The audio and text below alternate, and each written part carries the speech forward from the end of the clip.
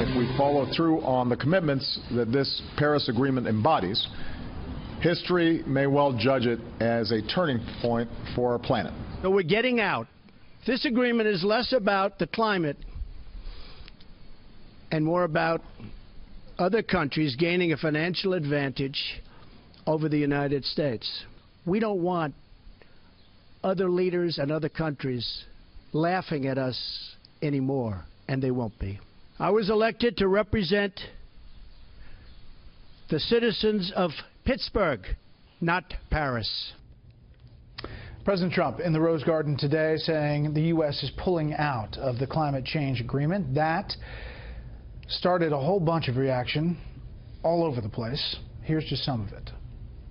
The agreement says we need to reduce our carbon output by 20%, but China doesn't have to do anything for the next 20 years. How in the world could that possibly be fair? We are going to lose millions of jobs for hard-working Americans because the president is going to honor a promise to the coal industry. Why do we need to enter into an agreement that's very favorable to other nations and their political ambitions and their political worldview? The president who talked about putting America first has now put America last, together with Syria, which is in the midst of a civil war, and Nicaragua, which thought the agreement didn't go far enough. He's made us an environmental pariah in the world, and I think it is one of the most self-destructive moves I've ever seen by any president in my lifetime.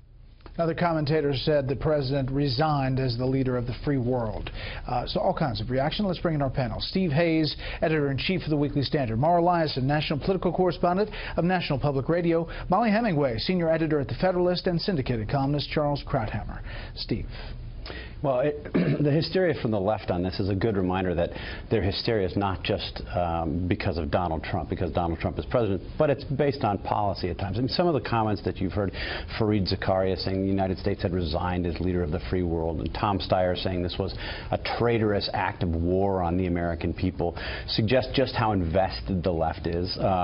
But there's a deep irony, I would say, in this hysteria. It is, as you've described, a non-binding, unenforceable, voluntary, non-ratified agreement.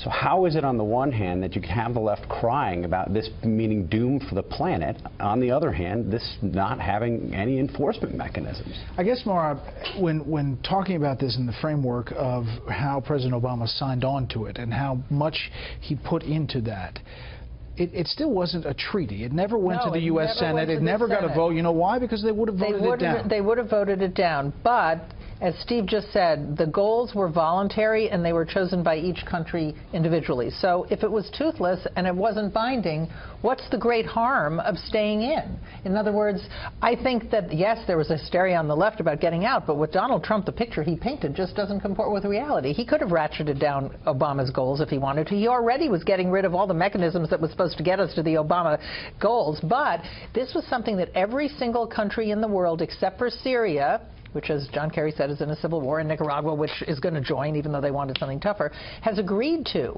And the interesting thing is, even today, even when White House officials briefed, they could not say whether President Trump believed that human activity causes climate change or not. That is a consensus, a big, overwhelming consensus around the world. So, Molly, get to that about the environmental leadership, American leadership, as you look at the map and the three countries, the U.S., Syria, and Nicaragua. And as Mara rightly points, Nicaragua wants it tougher, not it doesn't go tough enough. Right, and we're talking about how it wasn't binding, but it's also true that the idea was to set up agencies within the administrative state to enforce what we had committed to under this accord, and that would have, according to analysis, cost $3 trillion in the next few decades. It would have cost more than 6 million jobs, and so not taking part in an agreement that causes a great economic damage for no environmental benefits is not a bad thing. It's actually a mark of leadership to say, why would we do this to ourselves? The president also saying in this statement, Charles, that he is open to renegotiating this deal. Take a listen. So if the obstructionists want to get together with me, let's make them non-obstructionists. We will all sit down and we will get back into the deal and we'll make it good, and we won't be closing up our factories and we won't be losing our jobs, and we'll sit down with the Democrats and all of the people that represent either the Paris Accord or something that we could do that's much better than the Paris Accord. And I think the people of our country will be thrilled. Look, I don't know how sincere or realistic that is, but that's the right idea. I'm all in favor of an international treaty on climate and on controlling emission of CO2. But Paris wasn't that. That was one where it essentially said the U.S. is going to export coal industry to India and China, who don't have to do a damn thing for 20 years. And the argument of the developing countries was, well, you got 100 years head start in the Industrial Revolution. We're catching up, so we're not going to stop our development now when you already are developed. To which I would say we're not going to apologize for having invented the steam engine. We are where we are. If we're going to have controls on emissions, it's going to be equitable. You're not going to have a 20-year hiatus where the Chinese don't have to reduce anything, and the Indians are going to double their emissions from coal. So I think withdrawing, look, I didn't like the language around it that the president hurled. It'll be useful in the presidential campaign, the next presidential campaign. But withdrawing from a treaty which was toothless, except that it would have been used in our courts to enforce restrictions on us, was a good idea. All right, Mara, let's talk about where climate change as an issue stands. If you look at Fox News polls just out, climate change concern, the time trend, this is number one, extremely or very concerned. In 2017, it's 60-40 to not very or not at all. And it is breaking now on Fox Poll 4 as far as issues that that people are concerned about: government spending, Russian meddling, economy, climate change is at 29%.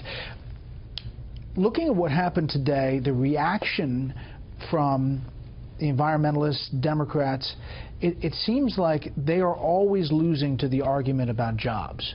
And they're always losing to it, even though the issue seems to be more concerning for American people. Well, that's because jobs is usually the #1 issue. Now there is huge consensus around climate change, and it's been growing, as you just showed. It's been growing. It's becoming one of those big consensus issues. That doesn't mean it's the #1 thing that motivates someone to vote.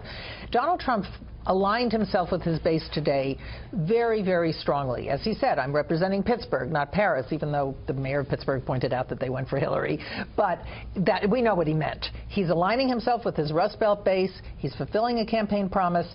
But the general issue of climate change, which he did not address. He talked only about jobs and the economy today. That is the #1 issue. But he didn't say what he wants the United States to do about this other than what we've already done. You heard Scott Pruitt today say we're already, making such great strides. So this is an issue. Can the Democrats somehow make the argument, as Ed Markey tried to make in that clip, that doing something about climate change will actually produce jobs because of all this green technology? But they haven't been able to do that yet. It's also worth noting that this deal itself, according to analysis, wouldn't do anything to help out with the climate change problem. And it's one thing to say, oh, well, we intend to help out with climate change, and entirely another to actually do something. And particularly when you're asking middle Americans to support this with their jobs and with their loss of income and with extra costs applied to them, it makes no sense to have no democratic accountability. I will just say that in that part of the speech where he went to the degree of Celsius, I mean, it is a big deal if you move the world temperature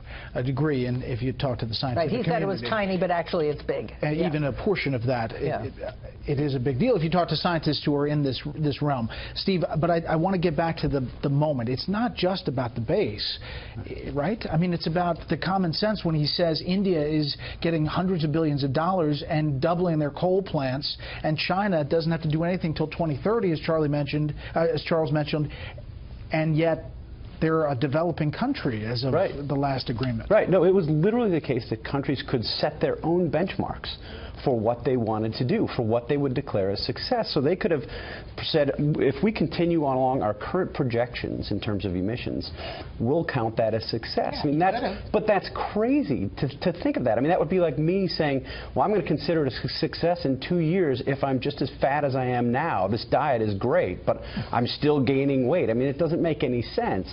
Don't put yourself down. Well, thanks for the buck up. Thanks for the buck up. There's other polling too, that I think builds on what you asked Mara about, that shows that climate change in terms of intensity of an issue is very small. The number of people who regard it as the most important issue, mired in the low single digits.